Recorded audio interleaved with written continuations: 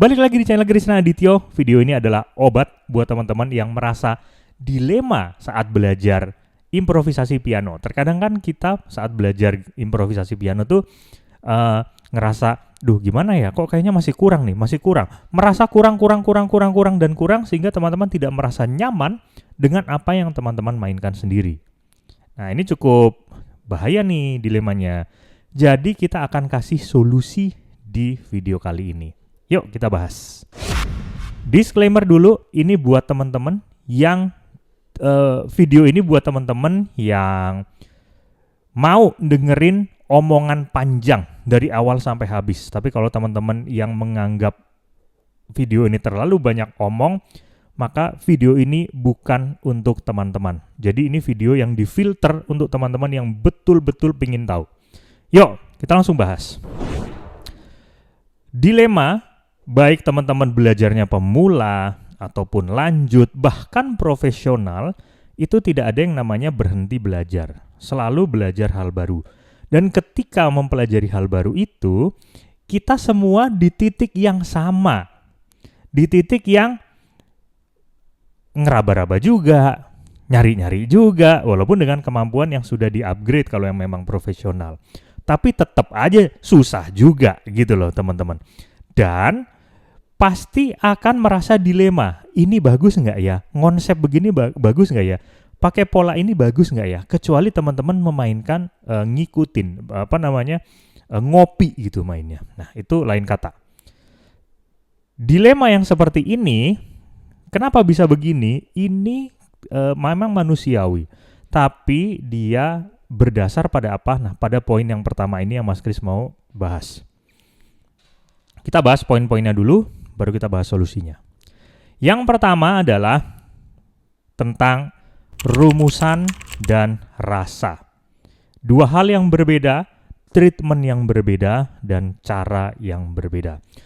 Rumus dan rasa. Ketika teman-teman mempelajari yang namanya rumus, itu memang yang namanya butuh fokus.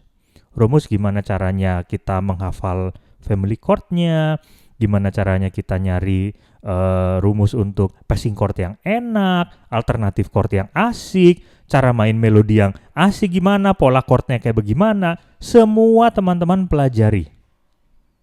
Sedangkan rasa ini berjalan berjalan selaras dengan waktu yang teman-teman habiskan saat mempelajari musik itu sendiri. Jadi ketika teman-teman belajar di teori, belajar di rumus, belajar di praktek, rasa ini makin bertambah. Ditambah lagi teman-teman sering dengar musik di luaran sana, sering dengerin lagu-lagu yang teman-teman suka setiap hari, maka rasa ini akan selalu terbentuk terus-menerus, baik secara sadar ataupun di alam bawah sadar. Nah, kita kembali ke rumus. Ketika teman-teman fokus belajar di rumus tadi, ya, mempelajari rumus ini kan benar-benar butuh fokus ya. Tapi fokusnya ini jangan kebablasan. Artinya apa? Ketika teman-teman sudah memahami sebagian dari yang teman-teman coba pahami saat itu, materi yang teman-teman bisa dapat saat itu, udah ngerti dong materinya. Teman-teman udah harusnya ngerti dong apa yang harus dilakukan gitu. Tapi kenapa masih bingung? Karena teman-teman masih fokus yang namanya, ini nanti bagusnya gimana ya? Ini gimana ya? Terfokus pada yang namanya rumus. Tapi teman-teman melupakan yang namanya rasa. Rasa. Kadang gini, rasa itu bisa menembus tembok rumus baku. Rumus itu seperti teman-teman belajar bahasa, grammar dalam sebuah bahasa gitu. Tapi rasa itu seperti memberikan emosional. Grammarnya salah, tapi emosionalnya bisa dapat, so nggak ada masalah. Intinya, bagaimanapun cara yang ada di situ, teman-teman bisa lakukan sesuai dengan apa yang teman-teman mau, dan itu akan masuk ke poin yang kedua. Poin yang kedua adalah, apapun cara, baik pola, cara bermain, nada yang teman-teman tekan, itu dalam dunia improvisasi piano tidak ada kata salah atau benar. Mas Kris selalu menekankan ke murid-murid yang belajar di sini, bukan salah atau benar, tapi enak atau enggak. Nah, enak atau enggak ini tidak sepele, teman-teman. Oh, ini enak, oke, gas. Ini enak, oke, gas. Untuk mencapai rasa yang enak itu butuh yang namanya ketekunan tadi. Ketekunan teman-teman belajar rumus tadi, ketekunan teman-teman belajar untuk meningkatkan musikalitas. Misalnya, main ketukannya bubar, enak nggak? Jelas nggak enak. Main, chordnya misalnya salah mencet atau gimana, jelas nggak enak. Tapi bukan berarti chord yang salah pencet itu tidak bisa dibetulkan, tidak bisa kalau orang bahasanya ngeles gitu, ya. Jadi banyak hal yang sebenarnya bisa dilakukan improvising itu sendiri. Hal yang terkesan salah, tapi itu kita bisa tutupi bahwa itu nggak salah gitu. Ada aja intinya, ya, paham ya? Jadi poin yang kedua ini adalah poin yang teman-teman harus merubah mindset. Tidak ada salah dan benar di situ, tapi mana yang enak, mana yang enggak. Enak dan tidak itu sesuai dari isi otak kita masing-masing. Otak teman-teman semua. Enak si A dengan enak si B mungkin beda. Enggak ada urusan, enggak apa-apa. Ya, teman-teman ngerasa itu enak, ya sudah gunakan. Misalnya, Mas Kris kasih contoh di sini. Misalnya ya, broken chord.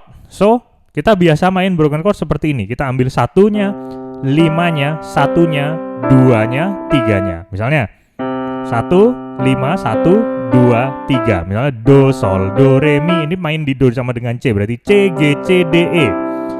Apakah pola ini harus begitu? Enggak juga, teman-teman. Teman-teman mau main C, G, C, E. Misalnya C, G, D, E, G. Nah, itu juga nggak masalah.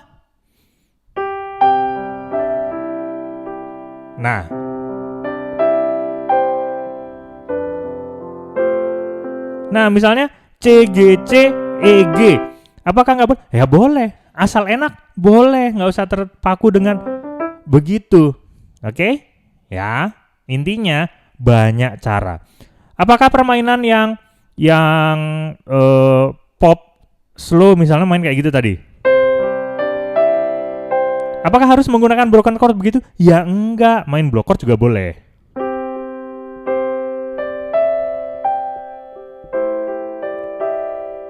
Apakah harus menggunakan block chord juga? Enggak, kita bisa main stride piano seperti ini. Misalnya nih, Mas Kris kasih contoh.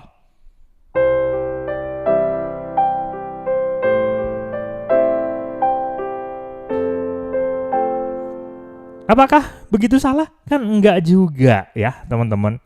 Artinya banyak cara untuk mencapai rasa enak. Sesuai dengan apa tingkatan mana yang teman-teman pelajari saat ini. Oke? Kalau teman-teman baru mempelajari tentang broken chord, ya coba cari broken chord pergerakannya yang enak. Apakah harus baku dengan sesuai apa yang teman-teman pelajari saat ini? Enggak. Cari broken chord yang asik. Enak itu berarti apa? Rumus enak itu apa? 1, tidak fales, ya kan? Mainnya rapi, ya kan? Nah, udah ini rata-rata ini gini aja dulu, 2 poin ini. So simple. Kemudian sudah selesai. Nah, bagaimana caranya supaya teman-teman tidak bosan dengan yang namanya belajar improvisasi piano? Kita masuk ke poin yang ketiga. Poin yang ketiga ini adalah treatment, di mana teman-teman ngerasa bosan.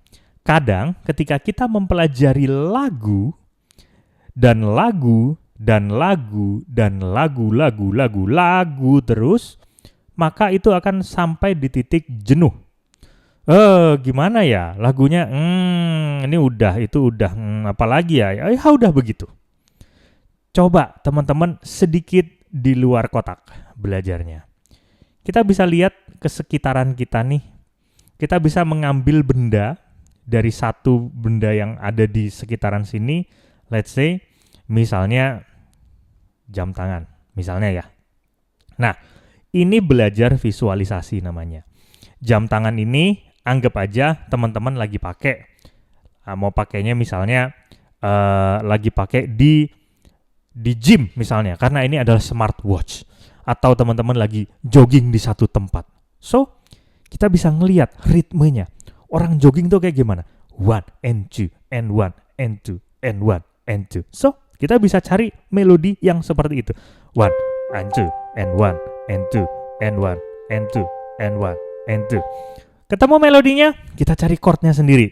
Misalnya,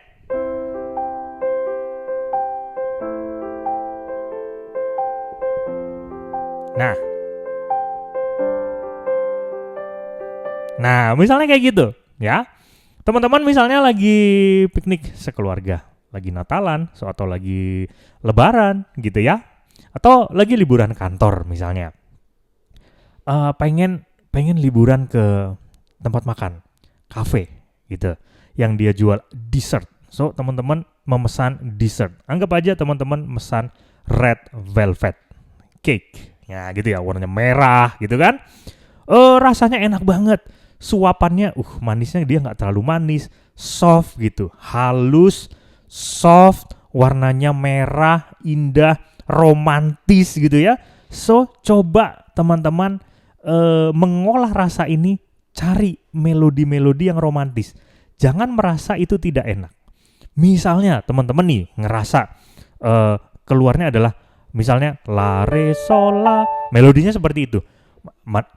La re sol la, gimana ya melodinya ini bisa enak, la re sol dan la. Apaan nih melodinya ini? Olah aja dulu ini, kita cari chordnya. Biasanya kalau mulai lagu, kalau nggak kita mulai dari 1, kita mulai dari chord 6, kita mulai dari chord 4. Kita cari aja. Mas Kris akan mulai dari chord 4. Main di C berarti chordnya F. Oke. Kosong, kita balikin. Nah, la re sol la sol re la, balikin, turunin.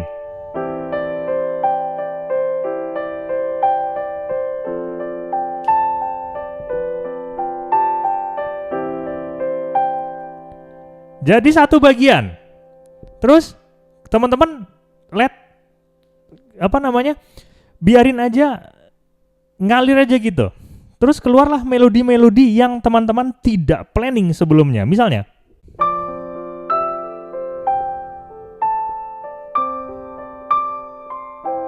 nah,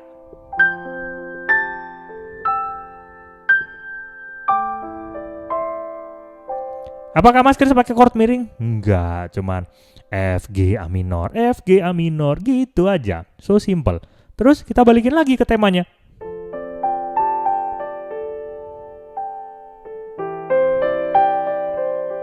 Selesai. Ini sangat mengasihkan, teman-teman. Dan ini bisa mengurangi tingkat stres belajar lagu yang terlalu terpaku, belajar lagu yang abis ini, teman-teman nyiapin catatan, begini, so stres. Cara belajar piano asik itu bukan dari satu cara aja. Ada banyak cara yang teman-teman bisa pakai dan salah satunya adalah ini. Dan ketika teman-teman sudah pelan-pelan merasakan hal ini, teman-teman sense-nya itu nanti akan keluar sendiri. Ini enak. Melodi yang seperti ini enak. Kalau nanti dinaikin satu tangga nadanya, enak. Gitu ya. Bebas, orang itu berimajinasi itu bebas, seperti seorang pelukis. Ini adalah solusinya, terserah teman-teman mau ikutin boleh, enggak juga boleh.